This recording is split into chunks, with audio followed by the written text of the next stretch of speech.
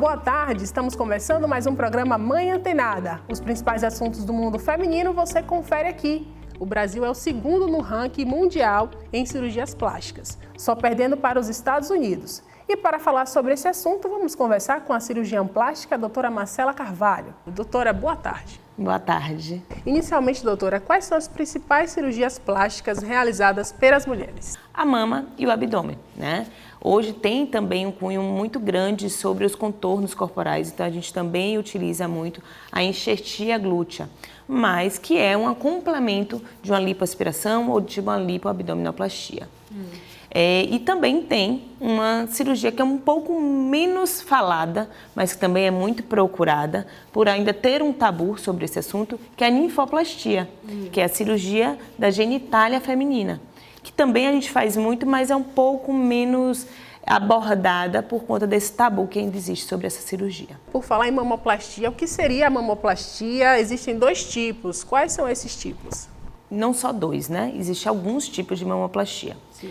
Existe a mamoplastia de aumento, que é aquele paciente que tem uma mama muito pequena e que tem aquela vontade de aumentar a mama. Então, seria uma mamoplastia de aumento, onde a gente só colocaria a prótese. Tem a mastopexia com ou sem prótese, né? Daqueles pacientes que realmente têm uma flacidez mamária e que aí precisa ou não de prótese para também dar esse colo mamário. Aí existem as duas vertentes. Caso o paciente tenha um volume mamário suficiente para a gente montar e não precisar de prótese, né, de mais volume, a gente faz uma mastopexia sem prótese. E caso esse paciente tenha um pouco menos de volume e também queira uma prótese mamária, né, um colo mais marcado, um colo mais bolinha, como elas chamam, né? Então a gente faz a mão da mastopexia com prótese. E além disso, ainda tem a mamoplastia redutora.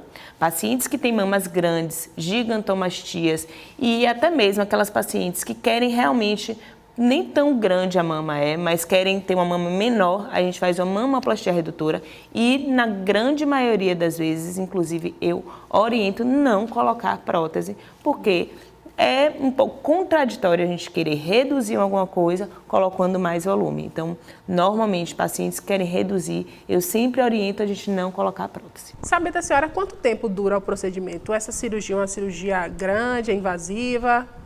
Aí depende do tipo de mamoplastia, né? Numa mamoplastia de aumento, onde a gente só realmente vai incisar e colocar a prótese, a gente normalmente dura em torno de 1 hora e 20 minutos. Mas mastopexias ou mamoplastia redutora, a depender da demanda, aí demora um pouco mais, de 2h30 até 3h30. Mas, no entanto, é uma cirurgia segura, uma cirurgia de porte 1. O paciente, normalmente, ele consegue ir para casa no mesmo dia, né, no final do dia, depois da recuperação anestésica. Então, é um procedimento teoricamente rápido, né, e com uma segurança muito boa para o paciente. Como é a recuperação para essa cirurgia? Demora essa recuperação? Quanto tempo volta a uma vida normal?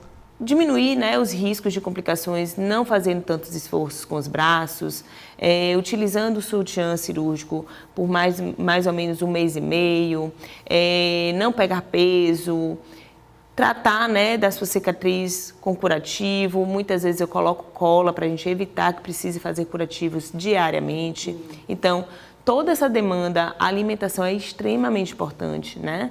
A hidratação também, porque na alimentação a gente contém alimentos que são inflamatórios e anti-inflamatórios. Então a gente também prepara o paciente para ter um repouso e um pós-operatório muito mais tranquilo, com menos inflamação, para a gente ter uma boa cicatrização. Normalmente, com 15 dias eu tiro os pontos, então já volta a ter algumas atividades laborais, mas pacientes que fazem uma atividade laboral com muito esforço braçal, aí a gente só libera com mais ou menos 1 mês ou 45 dias. Existe algum risco, doutor, alguma complicação nessa cirurgia? Toda cirurgia, eu sempre falo isso com todos os meus pacientes, existe possibilidade de complicação, mas a probabilidade da complicação é muito pequena, né?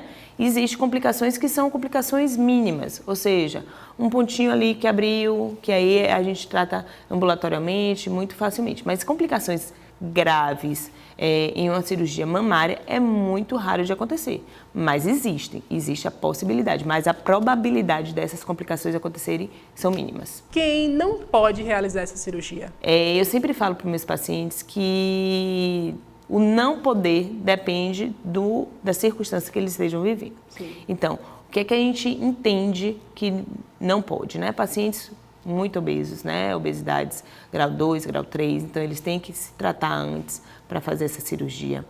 Pacientes, cirurgia de mama, pacientes que estão amamentando ou estão grávidas não podem fazer a cirurgia, né? Tem que esperar cerca de 3 meses para realizar essa cirurgia, depois que parou de amamentar.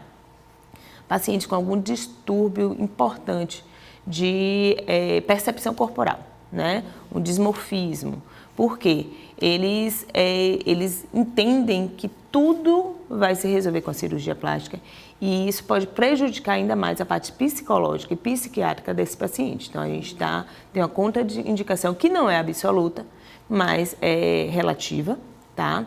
Então, tem alguns casos que a gente entende que a gente pode evitar, é melhor evitar fazer uma cirurgia para não piorar outras partes sistêmicas da paciente. E agora a gente vai para o intervalo rapidinho. Na volta, vamos falar sobre abdominoplastia.